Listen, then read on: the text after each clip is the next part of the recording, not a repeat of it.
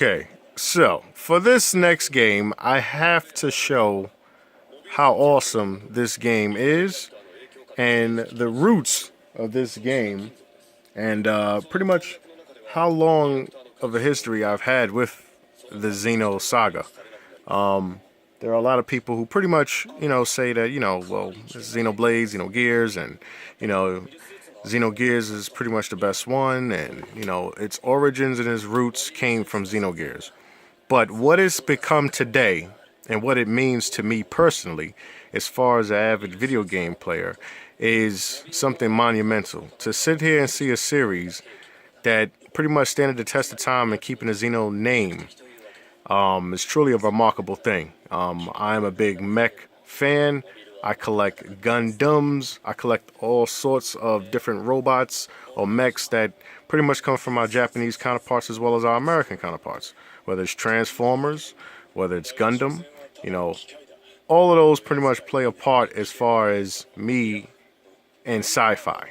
And I gotta say that Xenoblade Chronicles X did a damn good job as far as giving you that realism of humans living side by side next to mechs. And what I'm going to show you now is pretty much not my original copy. I ended up finding this copy from a pawn shop somewhere back in the 90s. And I just wanted to show you, what that looked like and everything.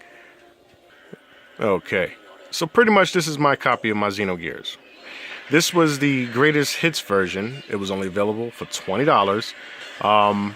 Still have my original case, but this is also a case that's not have been touched. My original case has been open. I ended up having to find it, like I said, secondhand, but it's still new in its case. And I gotta say, this game that came out alongside of Final Fantasy VII when it came out back in the 90s was a damn good game. It kept the same style, humans living next to mechs, but yeah, this is one of my original copies of Xenoblade, those Xenogears, I'm sorry. And if you have not played this game, you can definitely check it out. It's downloadable on the PlayStation and yeah, the PSN network. But yeah, this is one of my original copies of Xenogears. So me and Xenogears go back years, and I'm telling you, a lot of people didn't like the ending of it because they wanted more action, but due to budget constraints back then with Square Enix and how much money they put towards Final Fantasy VII to finish it, this was the one that suffered. This was also supposed to have been the original story of Final Fantasy VII, but it was left up to the developers to just make it a story of its own, which I'm glad they did. The guy who made this, along with his wife, basically designed the characters and designed the story. But this, to me, stands the test of time of great storytelling, what Square Enix used to be. Now, I'm not saying what they are now. That's a whole nother different video. But yeah, Xenogears, along with Xenoblade Chronicles, has a pretty big history with me. Now, Xenoblade Chronicles for the Wii U, this is a sealed copy. I also have another copy of this, but I ended up finding it originally when it first came out. I bought this originally. This is not a reprint. This is not a repro. This is the actual game that came out. It came around the holidays. I know they had it on sale to buy around that time, along with Last Story coming out. But yeah, that's Xenoblade Chronicles. And this game as well was a pretty good game. I've played some of it. I like the whole time shift with the weapons. But yeah, you should definitely check this one out as well whenever you get a chance. And then finally, well, not finally, because we still got one more. This is Xenoblade Chronicles 3D. Now, this can only be played on the new 3DS, which they didn't really have to, but I guess, because of processing power, they had to do it. So, whatever. But yeah, this is, as you can see, this is not compatible with the standard 3DS nor 2DS systems. But, this game, like I said, is a pretty good game. And we're about to go into Xenoblade Chronicles X for the Wii U. Now, this is the granddaddy of all that pretty much shook the mountains as far as what I believe they can do as far as mechs and humans in the same game. This is Xenoblade Chronicles. I did get the limited edition version, but I'm not going to show that because as you can see, I got too much stuff up here as it is. But I just wanted to give you a breakdown of how long I've been playing this series. The PS2 versions I had, but I had to sell because of issues, reasons, you know. But do plan on finding those copies and picking them up again. But as for right now, I think Xenoblade Chronicles X does hold and it is going to stand the test of time as far as great RPGs and what the Nintendo was capable of doing with the Wii U. So Xenoblade Chronicles X, Xenoblade Chronicles 3D, Xenoblade Chronicles for the Wii U, and Xenogears, where it all started.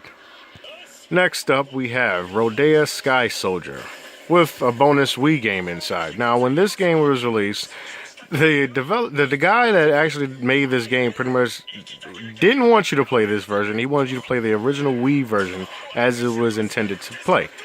But they did pack it in along with the Wii U version, so you can definitely check it out when you get a chance.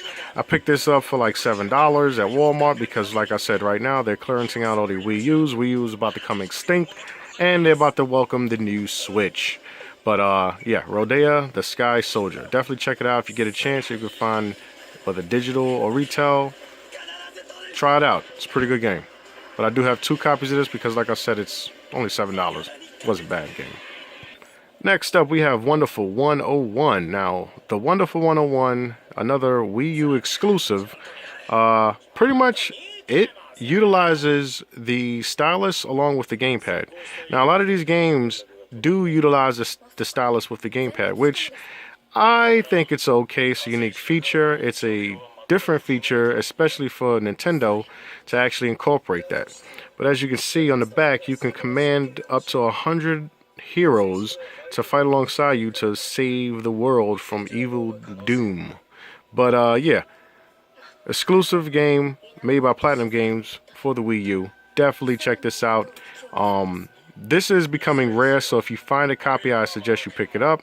Like I said, Walmart's clearing out all their games, so I'll pick this up for a good, decent price of $15. It's probably a little bit less now if you can find it. But yeah, Wonderful 101. Next up, Hyrule Warriors for the Wii U. Now, this is a hack and slash game. This was made by the same people who actually made the Dynasty Warriors series, but just with Zelda. And I gotta say, this is not bad.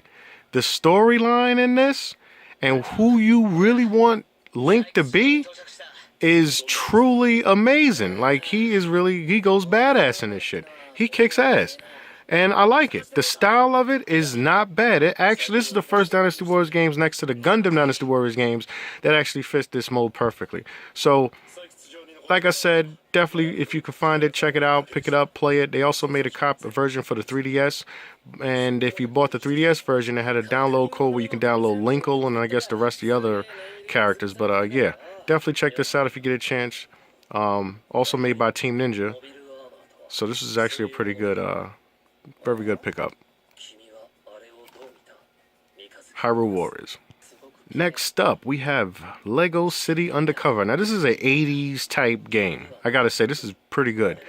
This is an 80s type cop detective drama. It has GTA style elements. You can drive cars, climb buildings, you know, do all the detective work a cop would do in Lego City.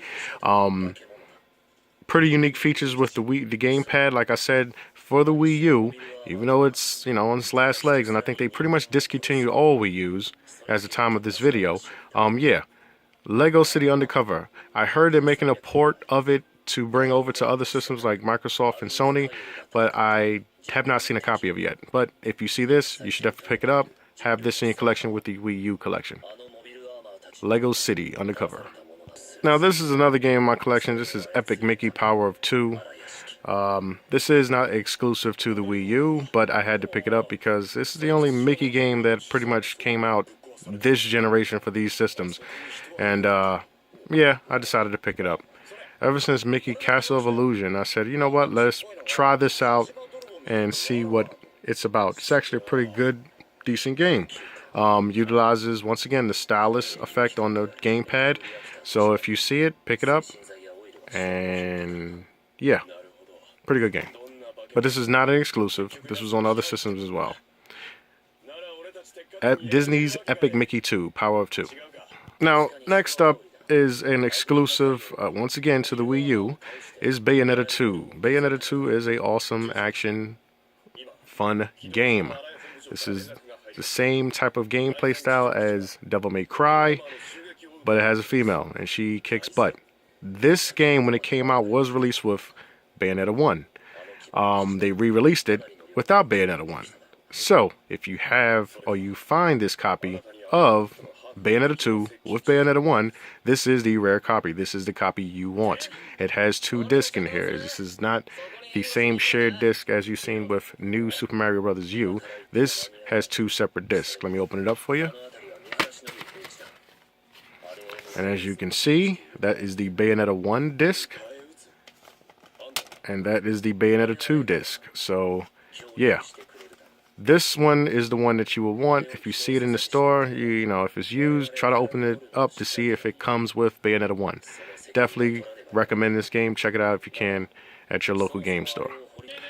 And for the last exclusive to the Wii U, we have Transformers Prime. Now, I'm a fan of Transformers. Like I said, I'm a fan of mechs. Wanted to try this out, give it a shot. I did play it on the 3DS. I liked it on the 3DS. I wanted to try it out for the Wii U on the big screen. This game also utilizes the second screen where you can touch it and you pretty much unlock your ultimate move. This is a pretty decent game. It's really quick, easy, pick 'em up. It's nothing to write home about, but like I said, once again, it's an exclusive to the Wii U, and the Activision camp did supply Nintendo with a exclusive version of Transformers Prime. So, if you see it, check it out. If you see it for rental, rent it. Try it out. It's a good game. Next up, this is not an exclusive to the Wii U, but I had to get it for the Wii U nonetheless. Like I said, the Wii U utilizes the second gamepad feature where you can use the gamepad as a screen for a map. And this is one of the reasons why I picked up Spider-Man 2, because you can utilize the map.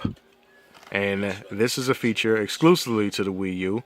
There are certain games that did come out for the Wii U that utilizes the gamepad map feature, which I think is excellent. A lot of people say that they don't like looking down at the screen, looking back up, but I had no problem with it because I'm experiencing the Wii U for the Wii U, from what Nintendo can offer. So if I do want to play a game without looking down, I will play my PlayStation 4, my PlayStation 3, or my Xbox. But since this is Nintendo, and this is a Nintendo video, I would consider someone trying it out just to see how the map feature works. Pretty good, it's pretty decent. Yeah, try it out. Next up in the collection is Shantae Half Hero, Half Genie Hero. Now this game is available on all consoles, but I wanted to get it for the Wii U specifically because these are going to be the last few Wii U titles that come out for the Wii U. After Zelda Breath of the Wild drops, you will no longer be able to find these games, or they will no longer make these games for the Wii U, as they will turn all their attention to the Nintendo Switch. So, Shantae Half Genie Hero. Next up, we have Tom Clancy's Splinter Cell Blacklist. Now, once again, this had a pretty cool feature in it as well. You can use the gamepad to actually navigate your little drone camera to sneak into buildings, to look for a group of henchmen to take out before you walk into the building. I like that feature on this. That's why I picked this game up. There are only a certain few games that I have in this category or this list that utilizes the gamepad feature, and this is definitely one of them. So if you find Splinter Cell Blacklist, even if you have it on the Sony or Microsoft console, I would definitely try to consider checking this out just so you get the grand scope of things as far as how they utilize the gamepad screen. Another game that utilized this was Deus Ex, which I don't have yet. I have to find that copy and pick it up. But when I do, I will be utilizing the gamepad as well for that. It's very immersive, just like sort of like Zombie U. So before anybody knocks what the Wii U is capable of, you should definitely check out the gamepad features for yourself just to see what you think of it and how immersive it can get. So this is Tom Clancy's Splinter Cell Blacklist. Next game up, because I had to put this in the category, is Mighty Number 9. Yeah, had to pick up Mighty Number 9 because it's Mega Man. And we probably won't get a retail copy of Mega Man, but this is something close to it. And it was only $5 at my local Walmart, so I picked it up. So I do have a copy of this for my PlayStation 4, but I wanted it for the Wii U because I wanted to try it out for the Wii U. The Wii U has, like I said, a very nice gamepad feature where you can just turn off your TV and just play it at the palm of your hand. So I like the feature. I definitely picked up the game. Mighty Number 9, it didn't get crazy good reviews, but at the same time, it's still paying homage to Mega Man, no less.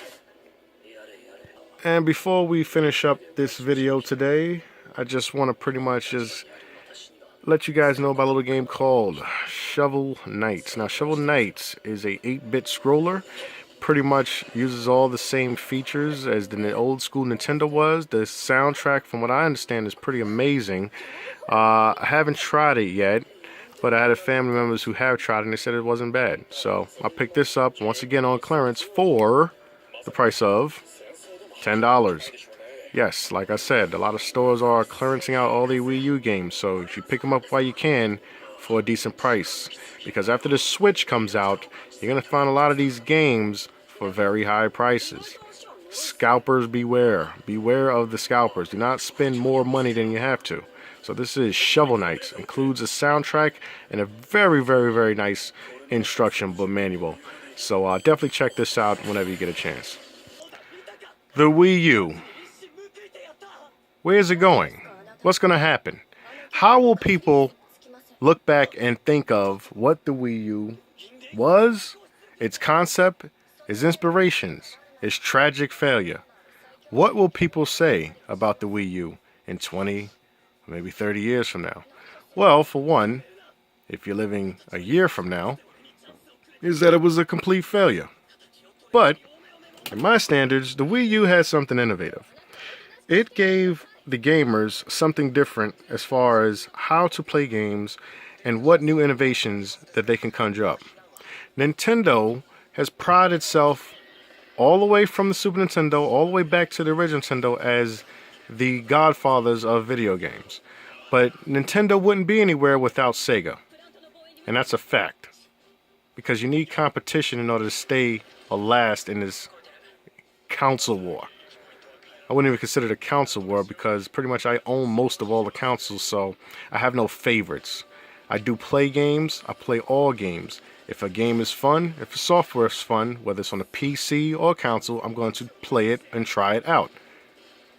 But as far as the Wii U, I think its greatest feat was to show developers and to show gamers that you can play these games differently, and the old school way of playing things, you know, even though it's still going to be there, you can always try to innovate. Try to make a change in something. Try to do something different. With the release of the Switch that's coming out on March 3rd, that's 2 weeks from now, I would put the Wii U in the same boat as the Dreamcast. It's not to say that they had a lot of games like the Dreamcast, because Dreamcast to this day is an underground favorite, but I think the Wii U is going to point in that direction. If they don't release a lot of their games that they had on the Wii U onto the Switch, and if they neglect how pretty much innovative the Wii U was for its time, I think what's going to end up happening is that they're going to suffer the same defeat as they suffered with the Wii U. Now, I'm not kicking dirt on the Wii U because I am a proud owner of a Wii U console. I like the features that it has, even for third-party games. It was a different way to play games and a new way to challenge players. But this wraps up my Wii U video, my Wii U collection. Rate, comment, and subscribe. Tell me what you think. You know, the Wii U is on its way out. It's pretty much been discontinued already. There's not a lot of games left in the market, and if they are, they're either used or sold by third party. But if you don't own a Wii U, I would definitely consider picking one up to keep one in your collection anyway. Because this marks the history of Nintendo and Iwata. Before Satoru Iwata died, this was his console. I can't say the same for the Switch because I don't know if he had any hand in the Switch.